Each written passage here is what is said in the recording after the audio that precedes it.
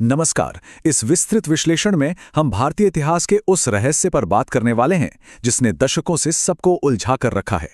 नेताजी सुभाष चंद्र बोस की मौत का रहस्य। क्या सच में उनकी जान एक प्लेन क्रैश में गई थी या फिर वो वहां से बच निकले थे? चलिए बिना किसी देरी के सीधे तथ्यों और उस समय के हालातों पर नजर डालते हैं और इस जटिल रहस्य की परतों को खोलते हैं। अब स्क्रीन पर दिए इस कोट को देखिए। इतिहासकार लियोनार्ड ए गार्डन बिल्कुल सही कहते हैं। जरा सोचिए, 1945 का वो वक्त, दूसरा विश्व युद्ध बस खत्म ही हो रहा था और पूरी दुनिया में, खासकर पूर्वी एशिया में, भयंकर अफरा-तफरी मची थी।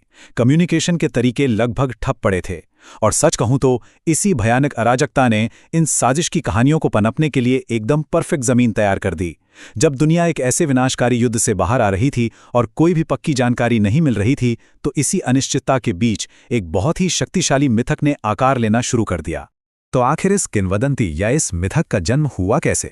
देखिए, कोई भी कहानी रातों रात नहीं बनती। सुभाष चंद्र बोस अपनी मौत की खबर आने से बहुत पहले ही एक लेजेंड बन चुके थे। 1940 में कलकत्ता में अपनी कड़ी नजरबंदी से वो जिस तरह से बच निकले, वो किसी जासूसी थ्रिलर से कम थोड़ी था। उसके बाद समंदर के नीचे जर्मन और जापानी पनडुब्बियों में उनके रहस्यमयी सफर, बर्लिन से रेडियो पर वो क्रांतिकारी ब्रॉडकास्ट और टोक्यो में उन्हें एक भारतीय समुराय की तरह देखा जाना। जो इंसान इतनी आसानी से दुनिया भर की आंखों में धूल झोंककर महासागर पार कर सकता हो, उसका अगस्त 1945 में अचानक यूं गायब हो जाना या एक क्रैश में मारा जाना, जाहिर है किसी के लिए भी इस पर यकीन करना बहुत मुश्किल था।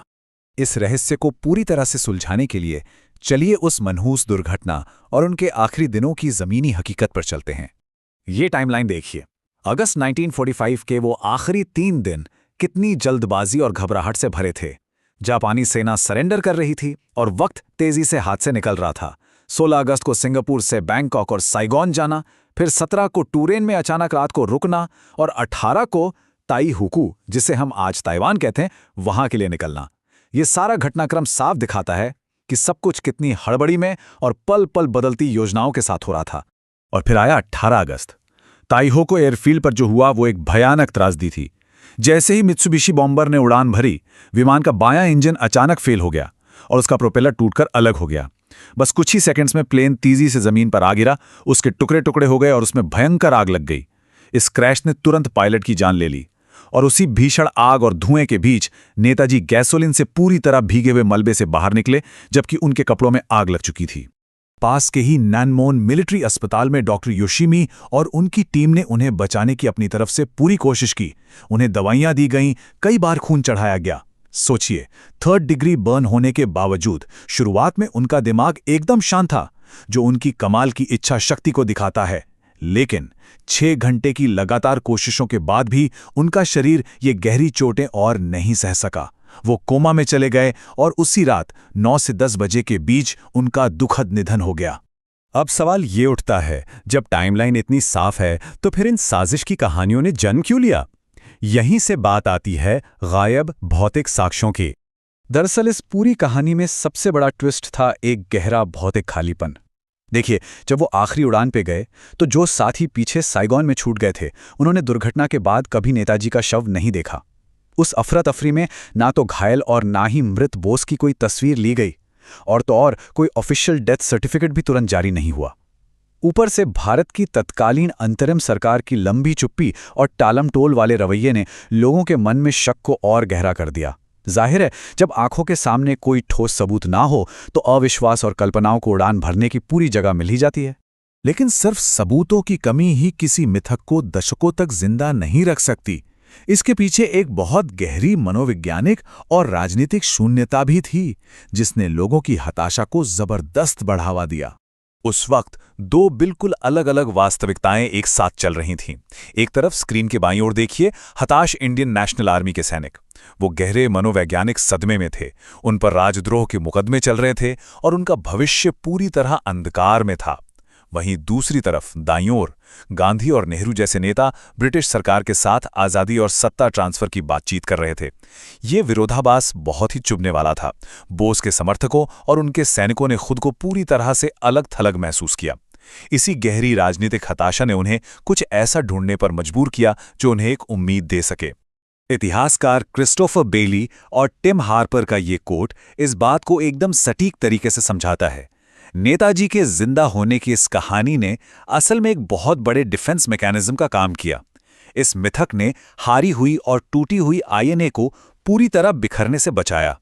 ये सिर्फ एक अफवाह नहीं थी, बल्कि उन अनगिनत लोगों के लिए संघर्ष जारी रखने का एक मनोवैज्ञानिक सहारा थी जो दोबारा ब्रिटिश सत्ता को आते देख गहरे सदमे में थे। सबूतों की इसी कमी और गहरी राजनीतिक हताशा के इस पावरफुल कॉम्बिनेशन ने अंततः अफवाहों और जांचों के एक लंबे सिलसिले को जन्म दिया। जैसे जैसे साल बीतते गए, हैरान कर देने वाली कहानियां सामने आने लगी। कहीं दावा किया गया कि वो उत्तर बंगाल के शॉलमारी आश्रम में एक साधु बनकर रह रहे हैं, तो किसी ने कहा कि उन्हें सोवियत रूस के एक भयानक गुलाग यानी जेल में कैद कर लिया गया है। अरे यहां तक कि बीजिंग में चीनी लाल सेना के साथ उनके मार्च करने की बातें भी उड़ी। और उत्तर प्रदेश के गुमनामी बाबा वाली कहानी तो सबसे ज्यादा मशहूर हुई, जिस पर कई लोग अंत तक विश्वास करते रहे। ये सारी कहानियां उसी मनोवैज्ञानिक खालीपन और एक नायक की वापसी की तीव्र इच्छा का ही नतीजा थीं। अब जनता के इस अविश्वास को शांत करने के लिए समय समय पर कई सरकारी जांच कमेटियां बैठीं। इस टेबल पर नजर डालिए। 1946 की फिगिस रिपोर्ट से लेकर 1970 के खोसला आयोग तक लगभग सभी शुरुआती जांचों ने सबूतों को परखने के बाद यही माना कि नेताजी की मौत उसी ताइहोकू क्रैश में हुई थी। लेकिन हर बार जांच कमेटियों में से कोई न कोई असहमति का नोट सामने आ जाता था, जो शक की आग को फिर से हवा दे देता। मामला तब और उलझ गया जब 2005 में मुखर्जी आयोग ने प्लेन क्रैश की थ्योरी को ही खारिज कर दिया। हालांकि बाद में सरकार ने इसे नहीं माना। मतलब जब भी सच स्थापित करने की कोशिश हुई, एक नया विवाद उसे चुनौती देने के लिए खड़ा हो गया। तो अंततः ये सारी बातें इस कहानी को सिर्फ एक ऐतिहासिक रहस्य से निकालकर मानव स्वभाव की एक बहुत गहरी कहानी में बदल देती हैं। तो इस सब के बाद हम इस बड़े सवाल पर आकर रुकते हैं, ऐसे लंबे समय तक चलने वाले ऐतिहासिक मिथक हमारे समाज की सामूहिक आशाओं और अनसुलझे आघातों के बारे में क्या बताते हैं। ये समझना बहुत जरूरी है कि कभी-कभी कोई मिथक इतने दशकों तक सिर्फ इसलिए जिंदा रहता है क्योंकि किसी इतने महान व्यक्ति को हमेशा के लिए खो देने की सच्चाई इतनी विनाशकारी होती है कि इतिहास उसे बर्दाश्त ही नहीं कर पाता। बोस के बिना एक नए भारत की कल्पना करना उस वक्त के पूरे जनमानस के लिए वाकई बहुत मुश्किल था। इस विश्लेषण में हमारे साथ जुड़ने के लिए आपका बहुत बहुत धन्यवाद।